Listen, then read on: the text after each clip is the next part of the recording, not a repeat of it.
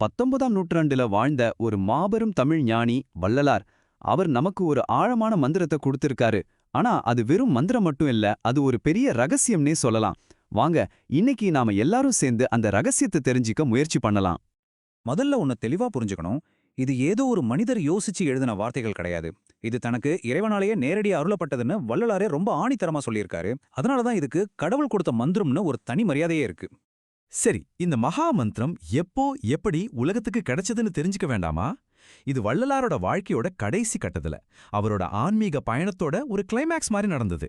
அவர் ஜோதியில கலக்கறதுக்கு கொஞ்ச மாசத்துக்கு முன்னாடி தான் இந்த மரணமில்லா பெருவாழ்வுக்கான மந்திரத்தை முதல் முறையா உலகத்துக்கு வெளிப்படையா அறிவிச்சாரு. சரி, இவ்ளோ சக்தி வாய்ந்த மந்திரம்னு சொல்றோமே, இதுக்கு அர்த்தம் என்ன?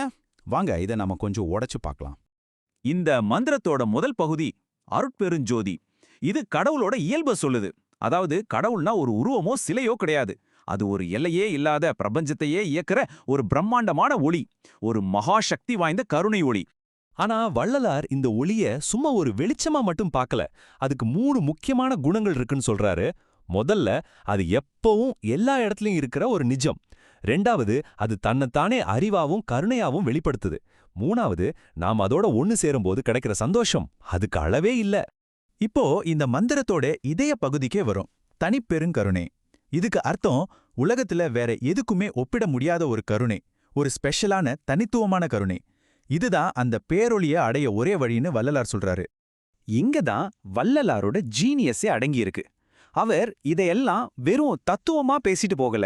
அதுக்கு பதிலா எல்லாருக்கும் புரியிற மாதிரி, கண்ணால பார்க்க முடியற மாதிரி 2 முக்கியமான சிம்பிள்ஸா, அதாவது குறியீடுகளா மாத்தினாரு. அவர் கட்டின சத்திய ஞான சபையை எடுத்துக்கோங்க.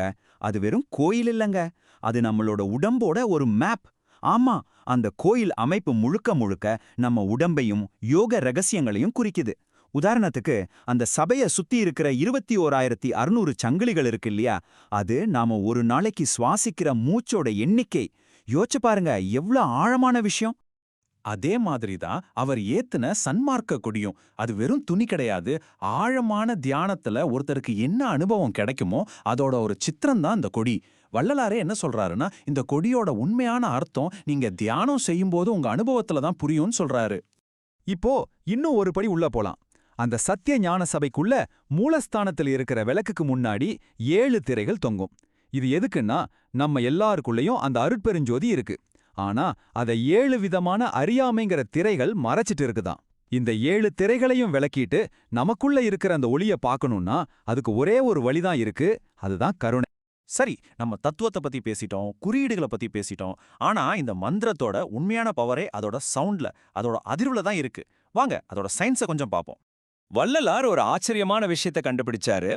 எந்த ஒரு மந்திரத்தோட சக்தியும் அதோட வார்த்தைகள்ல இல்ல, அதுல இருக்கிற உயிரெழுத்துக்களோட ஒளி அதிர்வுல தான் இருக்குதான். சிம்பிளா சொன்னா, the vibration of the vowel sounds.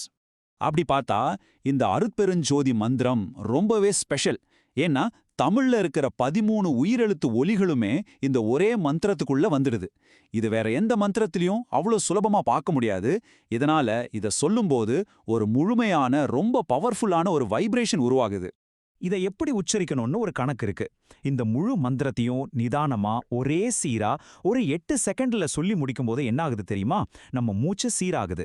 அது மட்டும் இல்ல, நம்ம மூளைக்குள்ள இருக்கிற பிச்சூட்ரி, பீனியல் சுரப்பிகளை இது ஆக்டிவேட் பண்ணுதான். இதனால நம்ம ஆழமான ஒரு தியான நிலைக்கு போறது ரொம்ப சுலபமாகுதுன்னு சொல்றாங்க. ஓகே, இப்போ நாம இந்த மந்திரத்தோட அர்த்தம், அதோட ரகசிய குறியீடுகள், அதுக்கு பின்னால் இருக்கிற அறிவியல்னு எல்லாத்தையும் பார்த்துட்டோம். ஆனா இதுக்கெல்லாம் எதுக்கு?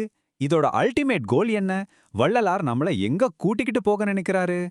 அந்த கேள்விக்கான பதில்தான் மரணமில்லா பெருவாழ்வு. கேட்கவே ஆச்சரியமா இருக்குல்ல? ஆமாங்க, இந்த பாதை சாதாரணமா மோக்ஷம், சொர்க்கம்னு பேசல. அதுக்கு பதிலா நம்மளோட இந்த ரத்தமோ சதையுமா இருக்கிற உடலையே அழிவே இல்லாத ஒரு ஒளி உடம்பா மாத்துறது தான் இதோட உச்சகட்ட இலக்கு. இந்த மாற்றம் ஒரே நாள்ல நடக்காது. இது 3 ஸ்டேஜ்ல நடக்கும்னு வள்ளலார் சொல்றாரு. முதல் ஸ்டேஜ்ல நம்ம உடம்ப ரொம்ப தூய்மையாகி அதுக்கு நிழலே விழாதான். 2வது ஸ்டேஜ்ல நோய், வயசாகிறது இதெல்லாம் இல்லாம எப்பவும் இளமையா இருக்கிற உடம்பா மாறும். கடைசி 3வது ஸ்டேஜ்ல தான் நம்ம உடம்பு முழுசா ஒரு ஒளி உடம்பா, அதாவது பியோர் எனர்ஜியா மாறிடுமா. கேட்கறதுக்கு இது ஏதோ பெரிய சித்தர்கள், ஞானிகளுக்கு மட்டும்தான் சாத்தியம்னு தோணலாம். ஆனா இங்க தான் வள்ளலார் ஒரு ட்விஸ்ட் வைக்கிறாரு. இந்த மொத்த பயணத்தையும் ஆரம்பிக்கிறதுக்கான சாவி ரொம்ப ரொம்ப சிம்பிளான, நம்ம எல்லாராலையும் செய்யக்கூடிய ஒரு விஷயத்துல தான் இருக்குன்னு அடிச்சு சொல்றாரு. ஆமாங்க, அந்த அருட்பெருஞ்சோதியோட சக்தியை அன்லாக் பண்ண ஒரே ஒரு சாவி தான், ஒரே ஒரு கண்டிஷன் தான். அந்த ஒத்த சாவி தான் ஜீவகாருண்யம். சிம்பிளா சொல்லணும்னா மத்த உயிர்கள் மேல கருணை காட்டுறது. இதுக்கு ரெண்டு அடிப்படை விஷயங்களை செஞ்சா போதும்னு சொல்றாரு. ஒன்னு, புலால் சாப்பிடாம இருக்கிறது, அதாவது மாமிசம் சாப்பிடாம இருக்கிறது. ரெண்டாவது, பசியோட இருக்கிறவங்களுக்கு சாப்பாடு கொடுத்து அவங்க பசியை போக்குறது. அவ்வளவுதான். இது நம்மள ஆழமா யோசிக்க வைக்குது இல்லையா? நாம எங்கெங்கோ தேடுற அந்த உச்சகட்ட ஆன்மீக நிலை, அந்த மரணமில்லா பெருவாழ்வுக்கான திறவுகோல் ரொம்ப சிம்பிளா மத்த உயிர்கள் மேல நம்ம காட்டுற கருணையில தான் ஒளிஞ்சிருக்கா? வள்ளலர் நமக்கு காட்டுற பாதை இதுதான். அன்பும் கருணையும் மட்டும்தான் அந்த அருட்பெருஞ்சோதிக்கு நம்மள கூட்டிட்டு போகும்.